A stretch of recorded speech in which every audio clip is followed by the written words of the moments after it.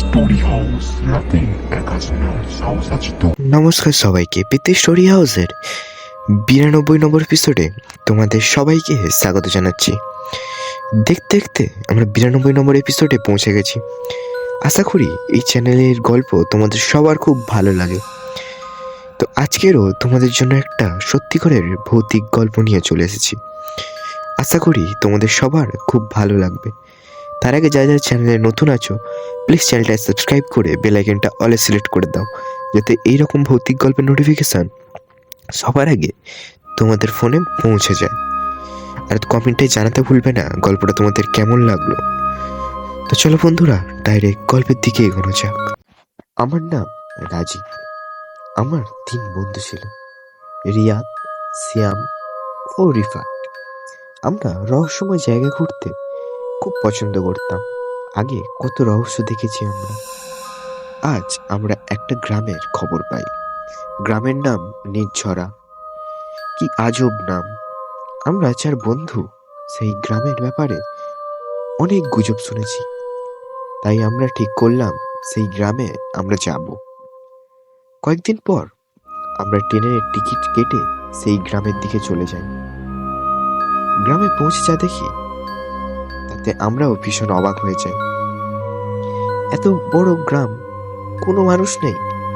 গ্রামে ঘুরতে ঘুরতে আমরা এক জায়গা দেখলাম অনেক হাঁস পুকুরে নেমে আছে। আমরা মনে করলাম গ্রামে কেউ আছে। ঠিক তখনই একটা বয়স্ক লোক এলো, আমাদের বলল, তোমরা কে? এই ভয়ঙ্কর গ্রামে কেন এসেছো? আমরা বললাম, চাচা, আমরা ঘুরতে এসেছি। আচ্ছা, আপনি ছাড়া এই গ্রামে কি আর কেউ থাকে না? এতক্ষণ পর্যন্ত একটা লোককেও দেখলাম না। চাচা এর ব্যাপার কিছু বলতে চাইলো না, কিন্তু আমরা অনেক জোর করে চাচাকে রাজি করালাম।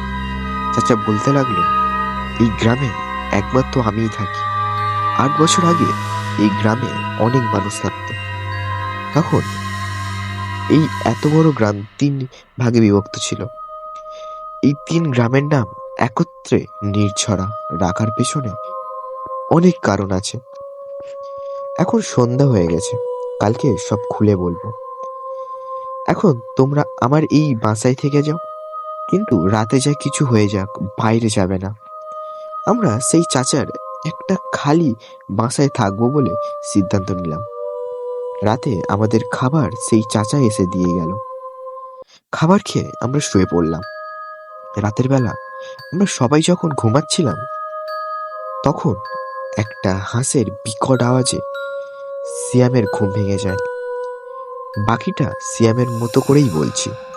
শুয়ে শুয়েই শুনছিলাম হাঁস আর্তনাদ করে মারা গেল, আর সেই হাঁসকে কেউ কড়মড় করে চিবিয়ে খাচ্ছে। আমি সিয়ামকে ডাক দিলাম, কিন্তু সে আগে থেকেই ভীতু। সে আমার সাথে যেতে চাইল না। আমি একাই ঘরের দরজায় উঁকি দিয়ে বাইরে দেখলাম। দেখি একটা কালো কুঁজো ছায়া সেই হাঁস খাচ্ছে, আর নখ অনেক বড়, আর পুরো শরীর লোম দিয়ে ঢাকা। সেই সময় আমি ভয় ভেতরে চলে যাই আর শুয়ে পড়ি। এই ব্যাপারে কাউকে কিছু বললাম না। হঠাৎ আমার মনে হলো দরজায় কেউ দাঁড়িয়ে আছে, নিচে তার ছায়া দেখে যাচ্ছে। আমি চোখ বন্ধ করে থাকি, আর কখনো সে ঘুমিয়ে পড়ি বুঝতেই পারি না। সেই ছায়া শিয়ামকে দেখে ফেলেছিল। সকালে আমি সবাইকে রাতের ঘটনা খুলে বললাম। সিয়াদ বলল, আমি হাঁসের চিৎকার শুনেছি, কিন্তু কেউ যে সে ব্যাপারে পাত্তা দিল না। মজা করে উড়িয়ে দিল।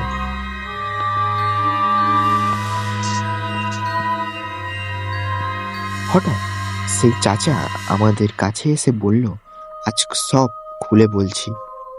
এই গ্রামের মধ্যে আমি ছিলাম জ্ঞানী ব্যক্তিদের একজন। আমার মেয়ের নাম ছিল নির্ঝরা। আমরা এই কথা শুনে খুব অবাক হয়ে যাই। চাচা বলতে লাগলো, আমার মেয়েকে কিছু খারাপ ছেলে কুনজর দিয়েছিল।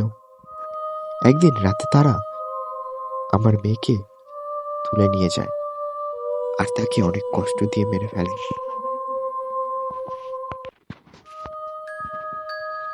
আমি সবার কাছে বিচার চাই, কিন্তু কেউ এগিয়ে আসে না। আমার একমাত্র মেয়ে আমাকে ছেড়ে চলে যায়। আমি তার চলে যাওয়ার মেনে নিতে পারি না। কালো জাদু করে আমি আমার মেয়ের আত্মাকে ফিরিয়ে আনি, কিন্তু সে খুব ভয়ানক ছিল। তাকে প্রতি রাতে একটা করে মানুষ দিতে হয়। সবার আগে আমার মেয়ে সেই ছেলেদের মেরে ফেলে। তারপর আমার মেয়ে আস্তে আস্তে গ্রামের বেশিরভাগ মানুষকেই মেরে ফেলে।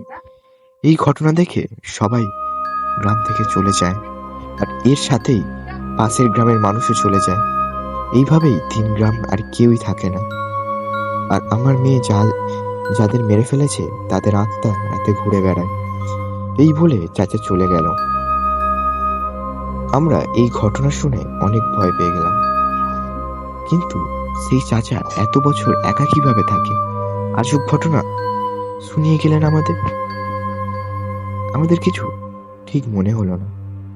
আমরা রাতে পালিয়ে অন্য গ্রামে চলে যাওয়ার সিদ্ধান্ত নিলাম। রাত 3টার দিকে আমরা তৈরি হয়ে বের হলাম। তখন আবার আমরা একটা হাসির চিৎকার শুনতে পেলাম।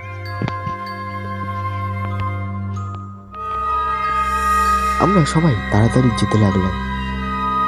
তখন শিয়াম বলল, আমি আমার মোবাইল ফেলে এসেছি। তাই সে মোবাইল আনতে গেল, কিন্তু অনেক সময় পার হয়ে যায়, কিন্তু শিয়াম ফিরে আসে না। তখনই হঠাৎ করে সেই দিক থেকে অনেক জোরে চিৎকার শোনা গেল। আমরা ভয়ে সেখানে থেকে পালিয়ে যাই। পাশের গ্রামে পৌঁছই ভোরের সময়। সেই গ্রামের আরো কিছু ভয়ঙ্কর ছিল, যা আমাদের কল্পনার বাইরে। পরের পর্ব আসছে খুব তাড়াতাড়ি। তো বন্ধুরা, তোমাদের গল্পটা কেমন লাগলো? সত্যি রহস্যময় একটা গল্প। তোমাদের গল্পটা ভালো লেগে থাকে, গল্পটা একটা লাইক করে চ্যানেলটা সাবস্ক্রাইব করে তোমাদের বন্ধুদের কাছে শেয়ার করতে পারো এরকম গল্প। তো তোমরা কমেন্টে নিশ্চয়ই জানাবে এর পরের পার্টটা তোমাদের চাই কি চাই না। তো আমরা ফিরে আসবো আবারও ভৌতিক গল্প নিয়ে।